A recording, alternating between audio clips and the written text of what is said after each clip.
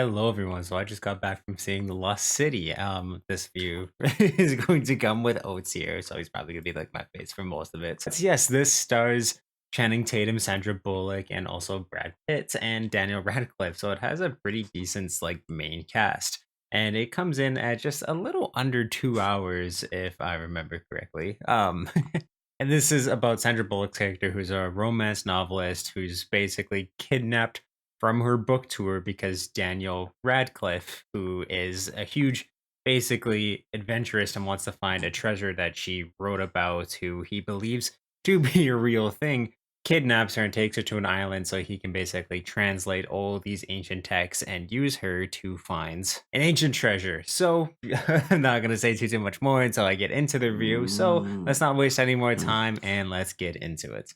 So stemming a little bit from that, of course, after she gets kidnapped, Channing Tatum, who plays basically her cover model for these books, makes it his own quest to go and rescue her, basically get her back to the normal life that she was living. He hires an ex-military friend of his, played by Brad Pitt, and he basically knows all the things that are going to help save them in the long run. So the two of them embark on a journey to basically stop Daniel Radcliffe's character's plan of kidnapping Sandra and using her almost as like bait, and definitely not going to cut her in on the prize of everything. He's just trying to prove to himself that he doesn't need his family's wealth and money to be successful in life, and he wants to obtain something that has never been obtained before. So yes, this is kind of the super goofy and a lot of the times unreal action romantic comedy that has been done quite a few times in the past, I want to say 10 years.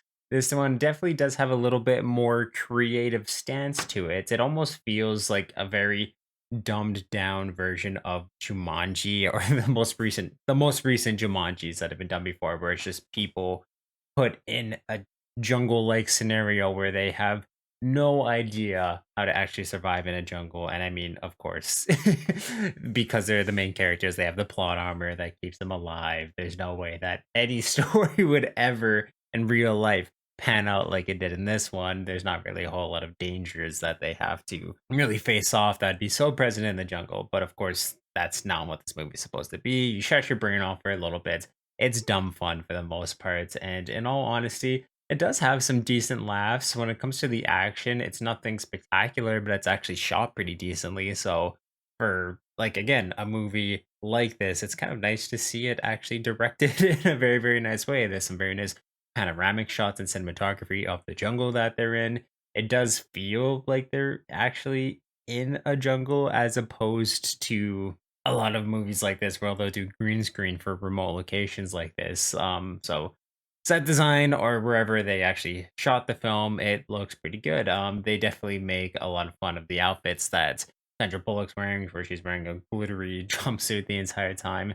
It does have some decent laughs in it, and in all honesty, like I said, you shut your brain off, you just watch this movie for what it is. It is kind of fun and extremely goofy. The characters are funny, but there actually is decent growth through all of them throughout it.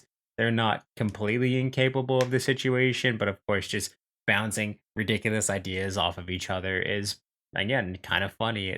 Sandra Bullock and Channing Tatum do have really good chemistry together in this. I thought Brad Pitt was a very funny, welcome addition to it. I will say too that there is an after credit scene that's just absolutely ridiculous, but also kind of funny. It's just about like a minute long, mid credits. So if you want just another fun laugh, stick around. It is extremely goofy. But yeah, in all honesty, if you just want to go in this for a fun, decent time, this is a movie that I'd recommend to do it to. And that is why I'm going to give it a 6 out of 10.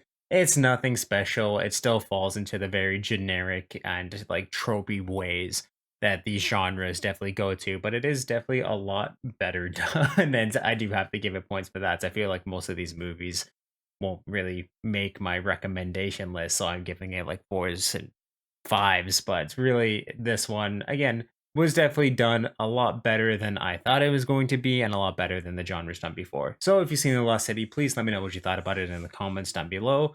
If you like this review, of course, give it a thumbs up, and if you want to check out everything I do on this channel through my playlist down below, I also link at the top here that you can check out. Subscribe, turn on the little ringer on if you want to know when I upload new videos. If you want to check out everything I do Twitch and live stream wise, there is a link to that in the description of this video, and of course on my channel bio. And there's also in both of those places a link to the Media Mountain, which is my Discord, where we talk about movies, video games, comic books, TV, pretty much everything that's awesome in this world. So you can definitely join that amazing community. I'll make it even more amazing than it is already. And yeah, just awesome, guys.